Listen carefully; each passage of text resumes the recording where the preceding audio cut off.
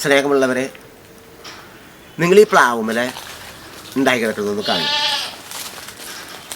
പലരും ചോദിക്കുന്നത് ചക്ക എവിടെയാണ്.